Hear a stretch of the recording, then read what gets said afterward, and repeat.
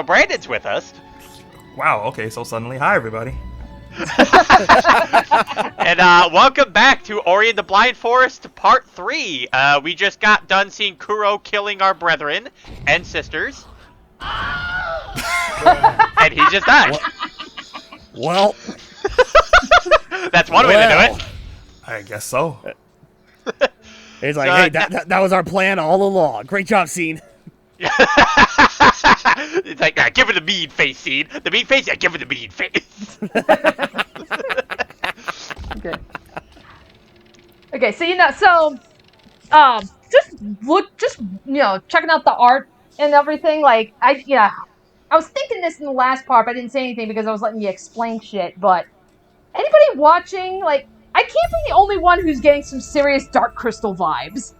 Just from, like, checking out, like, the scenery and shit in here. I mean, this looks like this is straight out of the Dark Crystal. I can see it. Dark Crystal. Wait a second. Yeah, I think I know what she's talking about. Jim Henson. Yeah. I knew it. Yeah, it was the it was the Jim Henson Dark Fantasy series. Well, movie initially it was pretty good in its own right, and then we got a season of like a prequel series called like Dark Crystal: Age of Resistance, which was fucking amazing, and then Netflix decided to be a dick and cancel it. So it's like, fuck off, Netflix. Why would you do this to me? Oh. Yeah, no, I remember that, and it's like, oh yeah, no, I can see that actually, just from the art style. Yeah, no, I agree, I could definitely see that. Yeah, like even like the spirit tree, like it was like, yeah, I was seriously getting like some vibes, like with the big like the big tree in Age of Resistance specifically. That's like, I was just like, oh my god, this is like right out of freaking Dark Crystal, and I am freaking loving it. Actually, thinking about it now is like, didn't they also make like a Dark Crystal video game on the Switch recently? I think so, and I think it was for Age of Resistance. Right. Yeah, it was something for like based on like the new prequel show. Yeah. And like I don't know if it was like a year or two ago, but it's like, yeah, no, I remembered seeing one of the directs, and they did make I believe it was like a strategy game based off of the show, similar to that of like a Fire Emblem Awakening.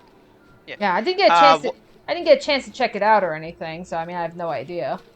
One thing that I can tell you guys is that the models themselves are 3D, but everything else is hand drawn. Damn. Oh, okay. Yeah, like all this is 2D, but the models themselves are 3D.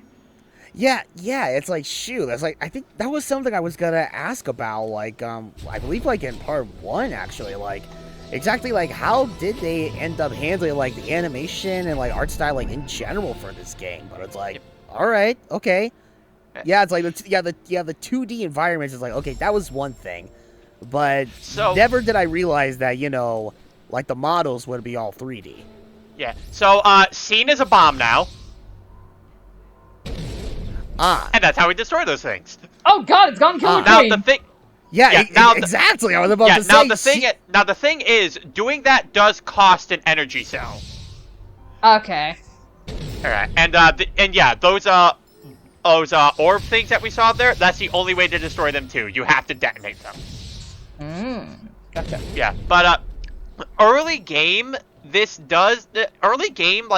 choosing whether to detonate your things and whatnot becomes a bit of a risk or reward system, mainly because you want to see like whether or not you can get the goodies or whatnot, but you also risk having less times to save your game. Yeah. Okay. Right. So, time to venture off into the deep, spooky web cave. Fuck! Oh. Good job! Fine, I'll go this way. See, what were you doing? You were supposed to let those spikes bite the dust and have me go back in time a little bit so I could prevent that incident from ever happening. Well, technically, when Ori got decimated, they did go back in time. Yeah. So it is. But you're right. Yeah, it is. Yeah, it's Killer Queen. Back to their last save point that they made a few seconds ago. You're right. Fair point. It's like, I don't need to blow anything up to go back to my last save point. I can do that already just by dying. Hey, but yeah, that's how we do it. Once more with feeling, Yep. passion, and desire. Ability point. Yep. Yeah, we level up, and we even blew up that one crystal shard. Thank you for reminding Man, me. leveling up is intense. Thank you for reminding me I still need to pick up Will of the Wisps. Oh god, Will of the Wisp is so good. No, I know, Can't I wait know. to get to that. I know. It's like, you know what? Hold on. I'm going to check the eShop for something real quick, like. Yeah, because I know it was on sale because Will of the Wisp was at the Game Awards. Yeah, I know, and I don't know if it's on sale anymore. It probably isn't, but I'm going to check anyway. I've been trying to be a bit conservative with my money as of late, but... Yeah, fair enough. Understandable. Yeah, relatable. By the way, with these flower trampolines, if you hold the jump button down, you'll actually go higher. However, at this stage of the game, considering the next few releases within next month and the month after, and the month after that, I might as well. Now, I feel like it's gonna maybe be a bit before we actually get to like another bit of a story point in this, but I kind of want to talk a bit about Moon Studios and how they handle this game, because that in itself is an interesting story. Okay. So, Moon Studios is not really it's not really a studio that is stationed in one place. It's a bunch of people from around the world that work on this one game. Huh. Nice.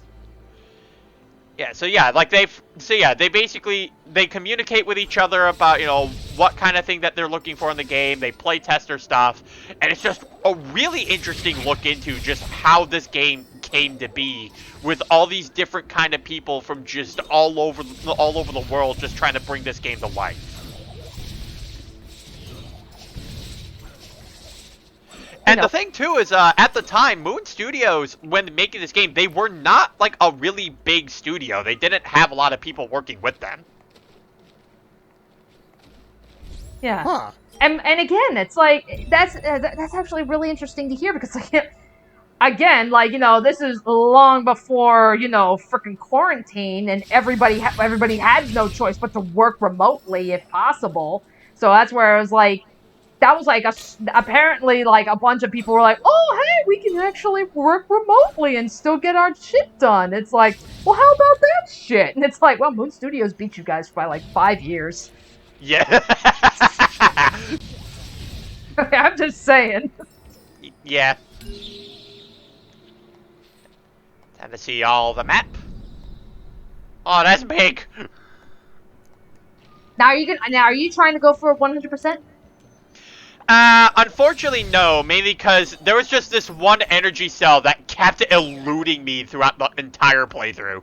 But I do get all the health cells, and I do show off how to get them. And even though I didn't get all the energy cells, I do show off how to get the ones I could get. Okay. Oh, okay. So essentially, like, energy cells count towards completion rates. Yes. Ah, gotcha. All right. You die. Okay, fucker. You mentioned something about this studio by the name of Moon Studios. Oddly enough, it kind of reminds me of. You remember High Moon Studios? Yes. Yes. They were behind Deadpool. Yes, they were. Yep, the same people behind Deadpool and a lot of the Transformer games, like back in the early 2010s or whatever. Yeah. That makes me wonder exactly whatever did happen with that studio in particular after all these years. That is a I'm good about to question. look that up, actually.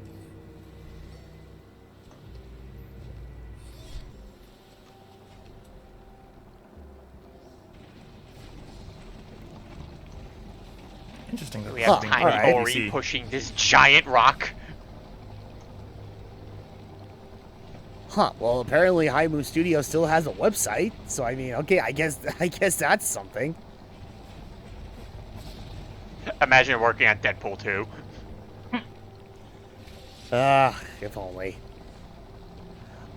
Okay, so... Alright, Yeah, so... like this is part of where like a bit of the janky control scheme is kind of getting in my way. Oh, that's just fantastic. So maybe. Yeah, but you know what, we manage. So I'm trying to think, Brandon. You played this game, right? Yes. Did you play PC or Switch version? Switch version. Okay, so I get because Brian's playing PC version, so I guess I suppose I don't know if you've got a basis for comparison, but I assume controls on the Switch are good. Oh yeah. Yeah, the game also runs really smooth too on the Switch. I'm pretty sure the game runs in 60 frames. It does. Okay, good. Like even in handheld mode. Yep. So dang. I mean, does the Switch version have the same movement jank or anything? Not really. Although it's okay. Well, you see, it's a couple of things. For one, it's a bit of the stutter that my computer had when recording this. So there are times where when it does stutter, it does hang on like a bit of the input that it had. So even though I'm not pushing on the button anymore, it still thinks that I am because it's still reading the input. And part of it is also because I'm not the biggest fan of like the keyboard controls as we eventually start getting more moves. Primarily because there are some moves that are a number of moves that are mapped to the shift key.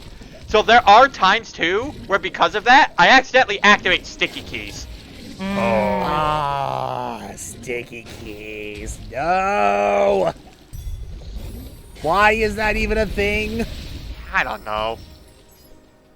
I'm sure there was a legitimate reason why sticky keys are implemented in Windows, and it could just be ignorance on my part, but for me, I never got the appeal of sticky fingers, as I'm sure a lot of other people have. It's just there for the sake of just being an annoyance. Yeah, I don't know. I think Bruno appreciates some sticky fingers.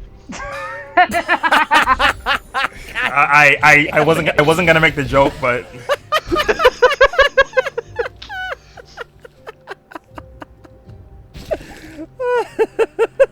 I'm sure Danny appreciates Bruno too.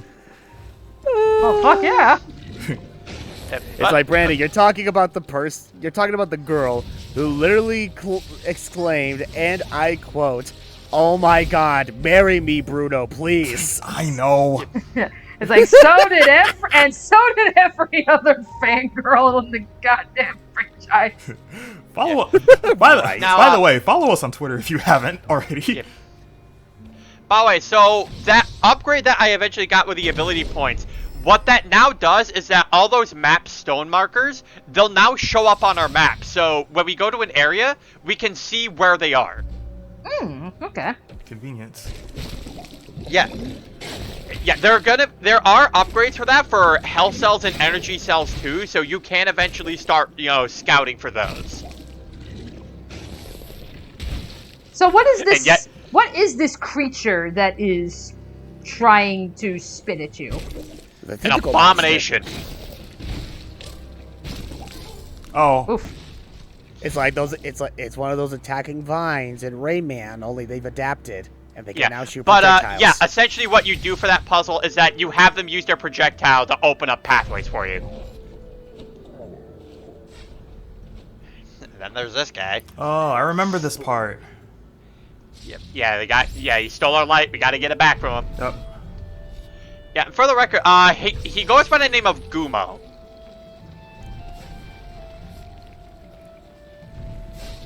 You got a Guma. Yep.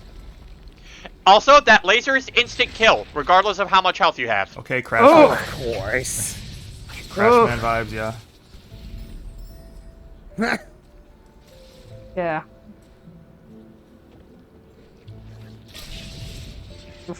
Okay, fine, I won't go that way. Spike. Wait, no, You're oh wait, no. not supposed to jump into those. Not Crash Man, Quick Man. Sorry. Any Mega Man, really. Yeah. I mean, hey, we can wall jump, so we're pretty much just X. You must retrieve all the energy cells immediately, Wolf Mega Man. I just love how that spider. He's just like, he just drops the thing and then he just goes down like. He's trying to be careful. Yeah, he's trying to be careful. Careful my ass. He's having fun. It's like okay. Now he's just screwing around. Yeah. I do believe Scene said it, but like Gumo's species is called a Gumo. Oh god, it's the Lyron! Oh! Oh. You got swamped! Oh! Ow, Did anyone get a Christ. number on this one? Oh. Oh. So Yeah, just is that gonna be a reoccurring thing? Just It could be. swamped?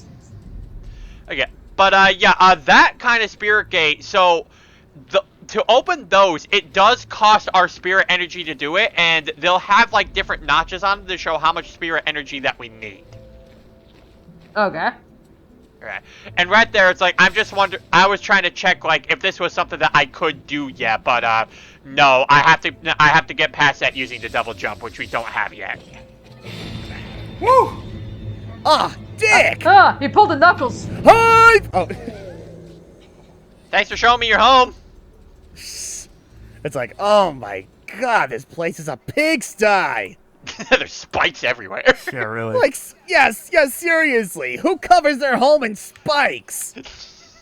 This is like one of Sonic's worst nightmares. Or Mega Man. Yeah, Mega Man would be a better comparison, yes. If we're talking about a real nightmare for Sonic, it would be like completely covered in water. There you go. Yeah. So, with that said, we will conclude this part of Ori and the Blind Forest. Stay tuned for when we get to part 4 as we explore Gumo's hideout. We're gonna Gomo beat up Guma.